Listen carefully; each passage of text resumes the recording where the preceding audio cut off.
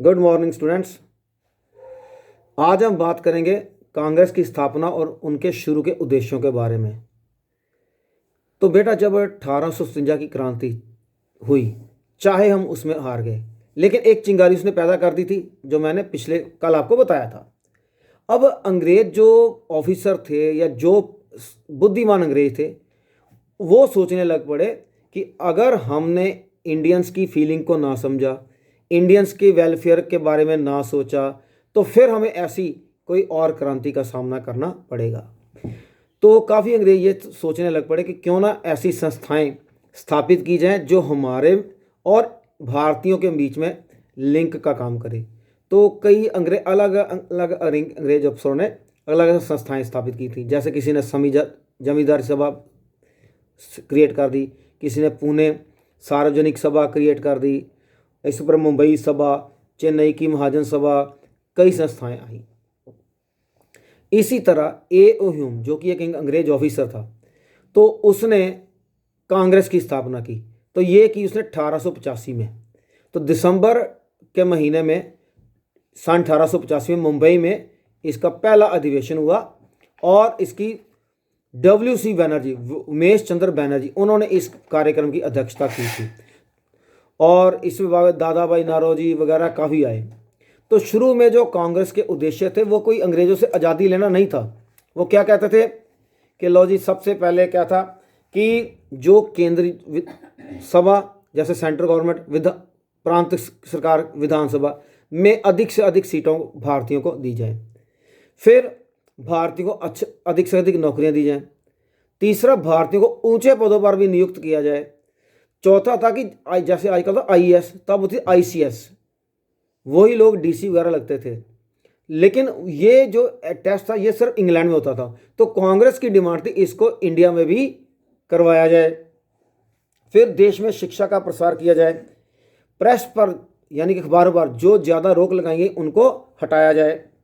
फिर स्थानीय संस्थाओं का विकास किया जाए ताकि जो लोगों की समस्याएं वो स्थानीय यानी कि लोकल लेवल पर ही सॉल्व हो सकें। सेना पर खर्च कम किया जाए और किसानों से लिए गए जो भूमि कर है उसकी राशि कम की जाए और किसानों की भलाई के लिए सिंचाई की व्यवस्था की जाए। तो पहले एक जो कांग्रेस थी ये अंग्रेजों के प्रति बड़ा सॉफ्ट कॉर्नर रखती थी। तो इनका उद्देश्य क्या था कि जैसे प्रोग्राम का अंग्रेज ऑफिसर्स को बुलाना, उनकी पूरी इज्जत करनी और उनको मेमोरेंडम देना, ज्ञापन देना, हाँ जी ये हमारी डिमांड्स हैं, काइंडली इनको सॉल्व किया जाए। तो अंग्रेजों को पूरी रिस्पेक्ट देते थे, अंग्रेज भी इनको रिस्पेक्ट देते थे। तो डफरिन वगैरह ने जब बुलाया तो इनको पार्टी वगैरह भी दी थी।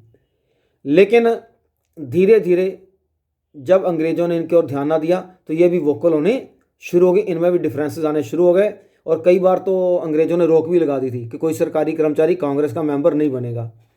तो ये फिर अंग्रेजों का जो इनडिफरेंट एटीट्यूड रहा, तो उसकी वजह से फिर गरम दल की स्थापना भी हुई। तो गरम दल की जो स्थापना क्यों हुई उसके भी कारण थे। पहला था कि कांग्रेस के प्रति अंग्रेजों की उदासीनता, कि अंग्रेजों ने कांग्रेस को बनाया खुद, लेकिन बाद में इनकी डिमांड्स की ओर ध्यान नहीं देते थे।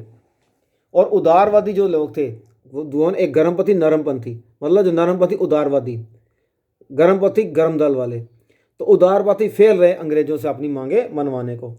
फिर इन्होंने कहा था नौकरी दो, अंग्रेजों ने बहुत ही कम नौकरियां दी, बेरोजगारी वैसे ही चली जा रही थी।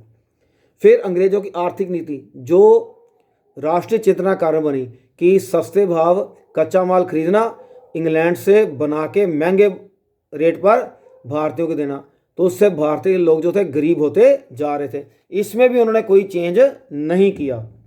फिर 1896-97 में भारत में कितने स्थानों पर, बहुत स्थानों पर अकाल फैल गया, फसलें रही, लोग भूखे मर रहे, प्यासे मर रहे, लेकिन अंग्रेजों ने कोई मदद नहीं की। In the mean time Poona जो महाराष्ट्र में है वहाँ पर प्लेग नाम की बीमारी फैल गई, लोग प्लेग से मरने लगे, भूख से मरने लगे, लेकिन अंग्रेजों ने उस वक्त भी कोई सहायता नहीं की। अब गुस्सा था।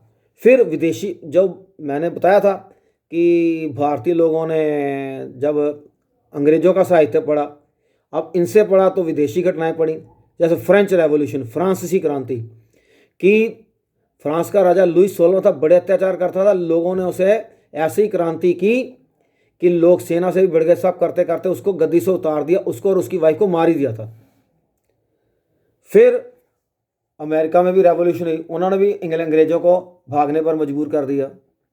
कई ऐसी घटनाएं हुई। उसके बाद रूस और जापान का युद्ध हुआ। रूस कितना बड़ा देश, जापान बस सबसे छोटा देश, लेकिन जापान ने रूस को हरा दिया। तो इन लोगों के मन में ख्याल आया, अगर एक जापान जैसा छोटा सा देश इतने बड़े रूस को हरा सकता है तो हम अंग्रेजों से अपनी बातें क्यों नहीं मनवा सकते। इनके 3 लीडर थे। पहले थे बाल गंगाधर तिलक, उन्होंने घोषणा की थी स्वराज्य मेरा जन्मसिद्ध अधिकार है और मैं इसे लेकर रहूंगा। दूसरे थे विपिन चंद्र पाल, तीसरे थे लाला लाजपत राय। इनको हम बाल पाल लाल के नाम से भी जानते हैं। तो ये क्वेश्चन बड़ा इंपॉर्टेंट है, बाल पाल लाल से क्या अभिप्राय है। बाल पाल लाल तीनों गर्म दल के नेता थे। बाल से अभिप्राय है बाल गंगाधर तिलक, पाल से विपिन चंद्र पाल और लाल से लाला लाजपत राय। तो ये थे गर्म दल। तो इस प्रकार गर्म दल का उदय हुआ। लेकिन गर्म दल वाले हिंसा में विश्वास नहीं रखते थे। वो कह रहे स्वदेशी अपनाओ, ताकि हम भारतीय चीज़ों का प्रयोग करें, अंग्रेजों की चीज़ों का प्रयोग ना करें, ताकि अंग्रेजों को आर्थिक तौर पर नुकसान हो। वो कहते थे, जैसे कांग्रेस कहती थी कि अंग्रेजों का राज्य हमारे लिए वरदान है, कहते नहीं, हमारे लिए वरदान नहीं, हमारे लिए अभिशाप है। वो कहते जो हमारी संस्कृति, हमारा इतिहास है, बहुत गौरवमयी है, अंग्रेजों से हमें शिक्षा लेने की जरूरत नहीं, हम अंग्रेजों को शिक्षा देंगे। और उनका और था कि लोगों में जागृति लाई जाए और लोगों को अंग्रेजों के खिलाफ लाहेबंद किया जाए, ताकि लोग खुद, अब हर जो भारतीय है, हर भारतीय अपने अपने लेवल पर अंग्रेजों का नुकसान करे। तो जब आर्थिक नुकसान होगा, आर्थिक हानि होगी, तो अंग्रेजों को मजबूरन या तो हमें हमारे हक देने पड़ेंगे या भारत छोड़ना पड़ेगा। So this was all about Congress की स्थापना, उसके सिद्धांत और गर्म दल के स्थापना। Thank you very much, have a nice day. और जो मैं क्वेश्चन शेयर करूंगा, काइंडली इनको अपनी कॉपीज पे लिख लेना और याद भी कर लेना। Thank you very much, have a nice day.